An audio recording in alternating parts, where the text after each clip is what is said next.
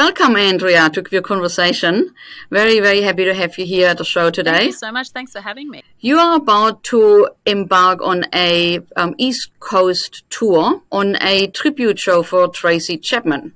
Now, you are not a stranger to LOTL. We have interviewed you around 10 years ago. It was interesting to see that you are still very much into Tracy Chapman. Then we talk a little bit about, your background with Tracy Chapman, or how you came to, perform her songs. Yeah, thanks so much. I personally got into music when I was 21, so a little bit later. I didn't realize you could be a singer-songwriter as a career. And Tracy Chapman was an artist that always stood out to me as someone I looked up to when I got into songwriting, because her sound is acoustic, it's very live, and I loved her music and lyrics. So especially her first two albums were my favorites, and I would always play covers of her songs at gigs that I was doing early on, and then it's music that is stuck with me and has always been a crowd favorite as well. So yeah, her influence on my career has been quite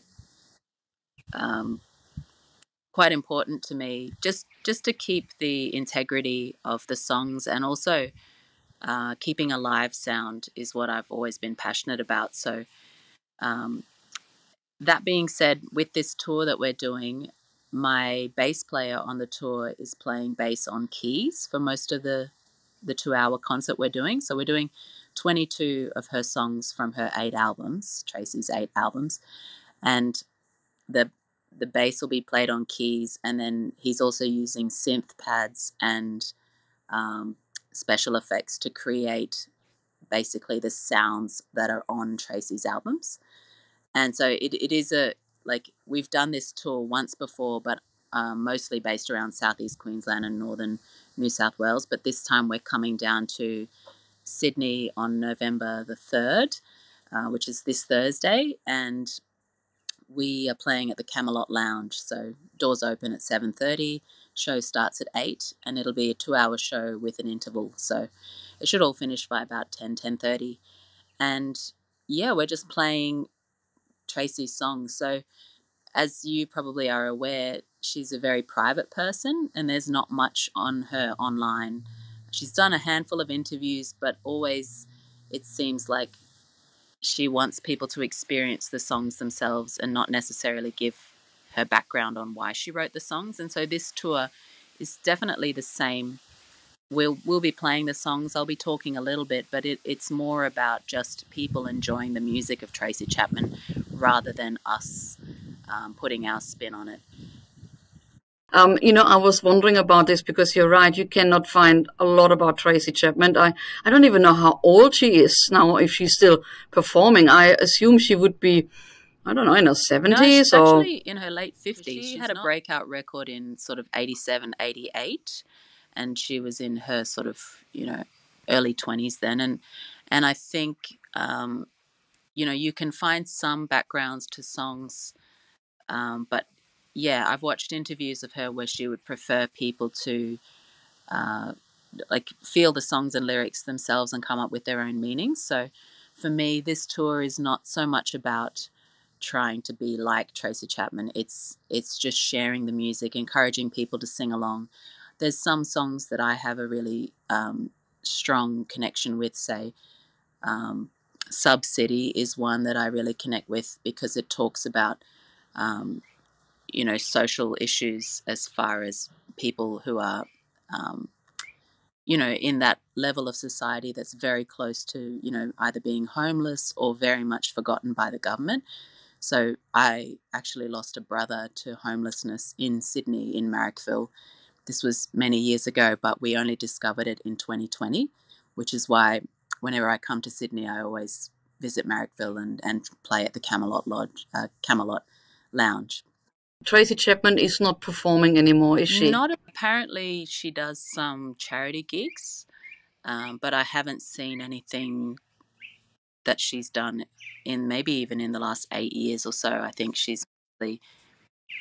did one one or two TV appearances. There was one that she did during the last elections, and I think she's just a very, very private person. She seems quite introverted as well, which um, I really admire that her integrity throughout her career. She's really just maintained who she is as a person, and it seems as a performer as well. Like, I watched an interview of her talking about um, when she sort of came back into the music industry with her sort of fourth album, and she was very much taking the reins as far as arranging the songs with people and musicians that she wanted to work with rather than using session musicians. And I've sort of taken that path. Like, I've always produced music myself independently with the people I want to make music with. So but my first album, I used session musicians just because I was new to the Sunshine Coast and I didn't know anyone. It's definitely a dream of mine to see her live. Friends of mine have seen her live. Even I put on a show for Neil Murray, and he was saying he supported her in Canberra in the early 90s. And he said he went to say hello to her, and she was really, really, really shy. So I imagine even if I did meet her, she would probably be quite shy, and I wouldn't. I don't have any expectations to meet her, but I just love the music, and I want to I want to play those songs because I do play them at my shows with my band. So I thought, well, let's do a specialty show where we celebrate 22 of her songs and perform them so that the crowd can enjoy the music and we can enjoy playing it as well. And who knows, one day, if she does tour Australia, we can put ourselves forward as maybe her backing band. That would be pretty cool if we would rehearse with maybe just like a secret goal to do that. But you did speak to her producer or management to get clearance for using the songs. Is that right? Did I read that right on Yeah, the website? I looked up the producer that she worked with for the first two albums, and his name's David Kirschenbaum, because I was thinking this was back, I think, in 2018, the last time we did the tour. And I just contacted him to see if he's still producing, and he is. And I was thinking maybe I could go for a grant to work with him on one of my albums, but then the price to work with him as a producer would basically be my whole budget to make an album. So that was the connection there, is that he told me some personal stories about working with Tracy Chapman, but when I asked him if I could share them on tour, he said that legally he's not allowed to sort of say things about the time that he worked with Tracy.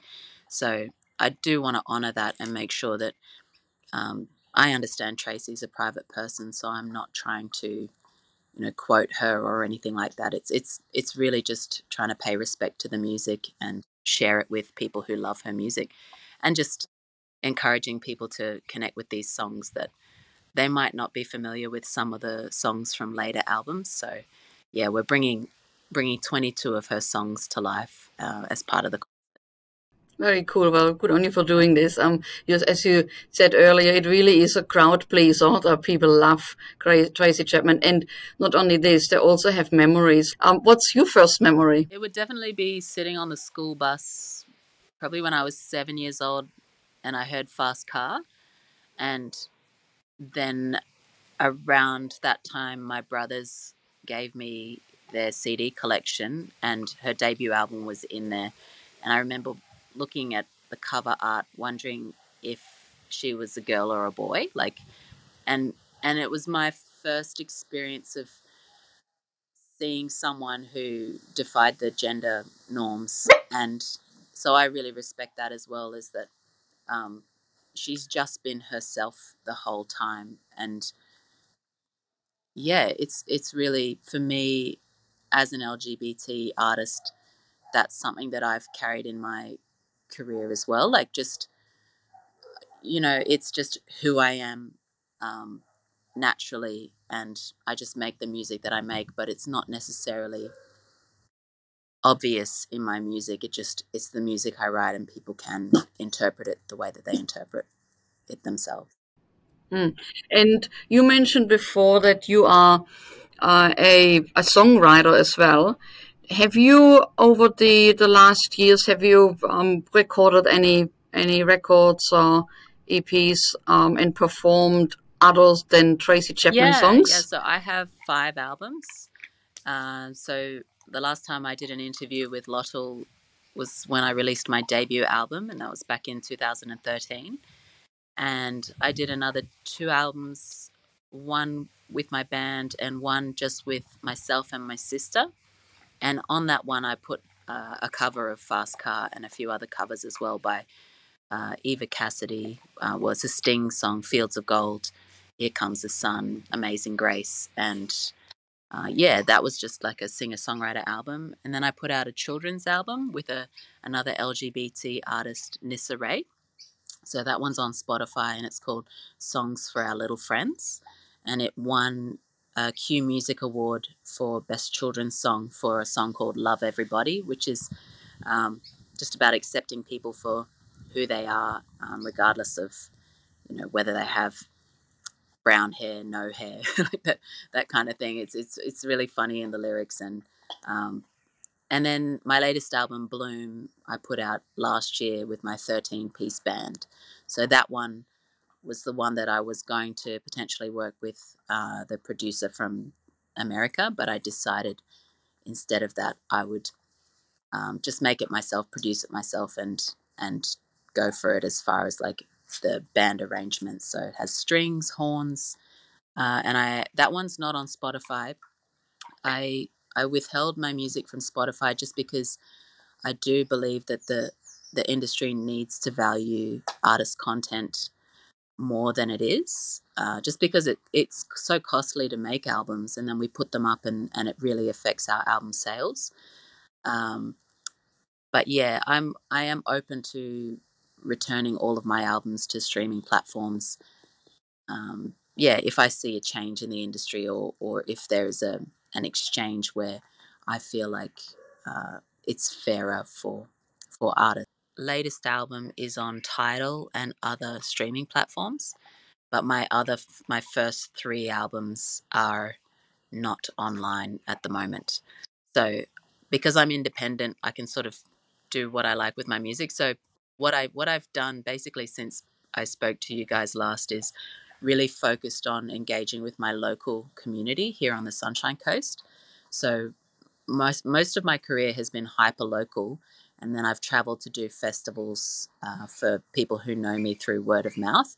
And then just recently I went overseas and attended a music conference in Canada and a music conference in Portugal with the goal of connecting the Sunshine Coast music industry artists with international programmers.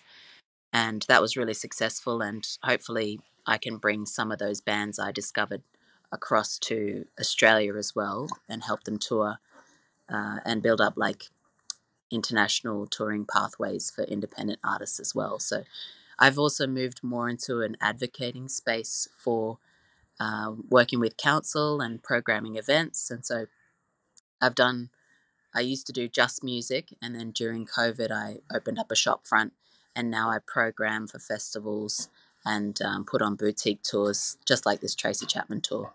So you said you're starting off in Sydney and Yeah, Marrickville on the 3rd of yeah, November, and then you're gradually making your way up the yeah. coast. I start with my band on Thursday night in Sydney, Marrickville, and then we head back to a beautiful hall in a town called Wauchope, which is near Port Macquarie, and I'll do a show there. That one's quite a beautiful venue on the folk touring circuit.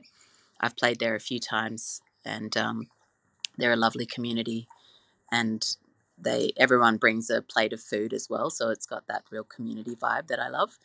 And then we're playing at Bellingen Showgrounds on the Saturday night, the 5th, and then back up to Brisbane to play the Old Museum on the 6th of November. And then I'll come home and walk the dog and just do all the normal things during the week. And then we've got a sold out show on the Sunshine Coast, followed by Rainbow Beach, which is another beautiful community about an hour north of the Sunshine Coast. And then we'll head down to Byron Bay on the 13th to play the Byron Theatre. And then I'm going to add a second show to the Sunshine Coast because I've got about 30 people on the wait list to come.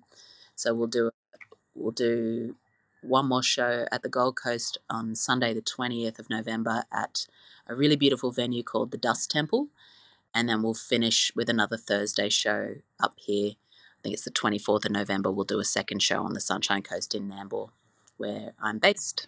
And how can people get tickets for that? Is that on your website? Yeah, or you can visit Peace Run Records, which is my label and agency. So it's peacerunrecords.com/events. Otherwise, you can just Google Andrea Kirwin, Tracy Chapman, and it'll come up. And basically, on our Peace Run Records Facebook pages, we've got all the events there with the links. But probably the easiest one is just to visit peacerunrecords.com, and then that takes you to the events. You can click on the events tab, and they're all there, all the links. The two songs that everybody knows from Tracy Chapman are Fast Car and Give Me One Reason. So we went into the studio just before I left for overseas, and we recorded 2 live versions with my band. And so I would say Give Me One Reason is one that, is probably, Tracy won a Grammy for that one, as well as for her debut album, which had Fast Car on it. So I really love Fast Car because there's no other song like that. And the story it tells as well. It's as far as songwriting goes, it really captures the feeling of someone trying to break out of that, that economic boundary that we experience. And it's the same with musicians. Like, living hand to mouth is something that I think we've all experienced as musicians. So yeah, Fast Car is my personal favorite. Okay, let's play that then.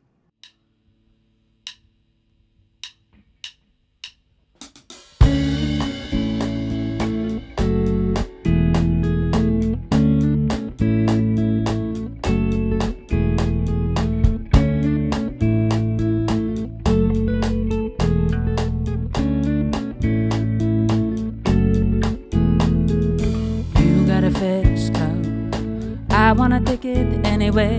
Maybe we can make a deal. Maybe together we could get somewhere. Any place is better. Starting from zero, got nothing to lose. Maybe we'll make something. Me and myself, I got nothing to prove.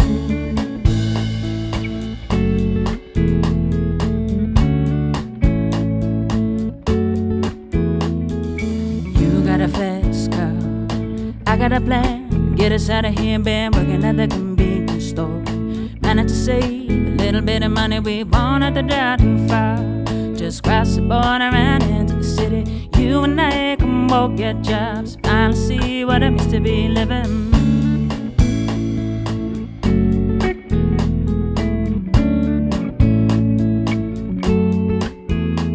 See, my old man's got a problem. Live with the bottle, that's the way it is. Said the body's too old for working. Said his body's too young, look like his. My mama went off and left him. Want him off from life, then he could give us. Said somebody's got to take care of him. I quit school, that's what I did.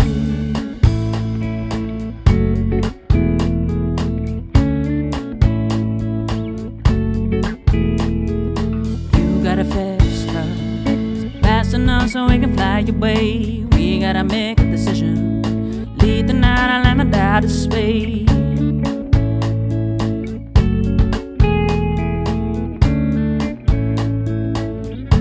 Cause I remember when we were around, driving in your car, speed so fast, felt like I was drunk. City lights laid out before us, and your arm felt nice wrapped around my shoulder. I had a feeling that I belong. I had a feeling that I'd be someone.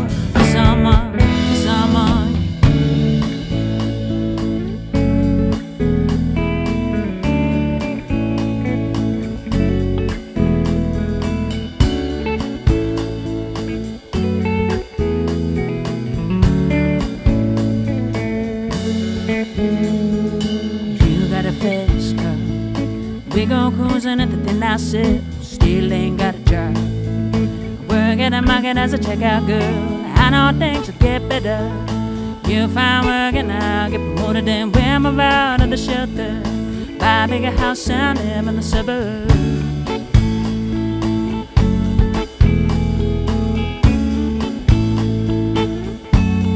'Cause I remember when we were driving in your car, speed so fast, felt like I was drunk. City lights laid out before us, and your arm felt nice wrapped around my shoulder. I had a feeling that I belong. I had a feeling that for someone, for someone, for someone.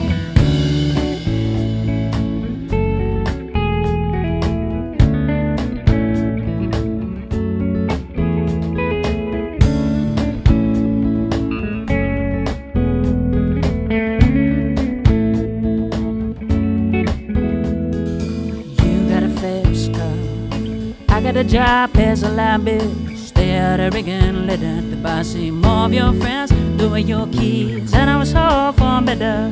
Don't maybe together, you gon' make it fine. And I got no plans, ain't going nowhere. Take it fast, come and keep on driving.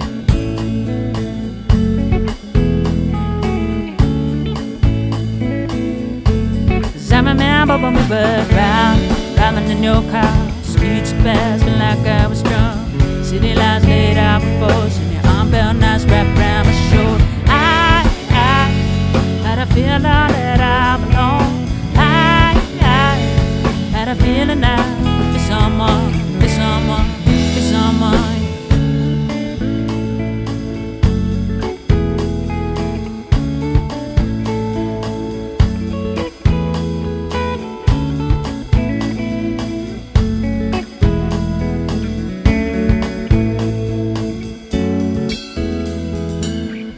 Fast car, is it fast enough so you can fly your way? You gotta make a decision, lead the night and let me die this way.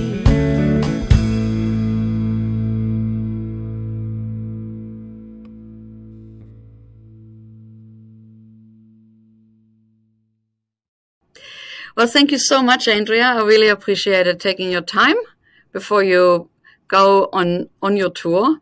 And I wish you a sold-out tour. Thank you so much for the show. I'm such a fan of what you guys do, and yeah, I look forward to connecting more with the Sydney crew and Sydney audience in the future as well. Great, excellent, thank you. Thank you. If you like more queer conversation, make sure to follow us at LOTL Media or check out our website LOTL.com, where you can also find 30 years of archive of Lesbians on the Loose magazine. My name is Silke Bader, and thank you for your company.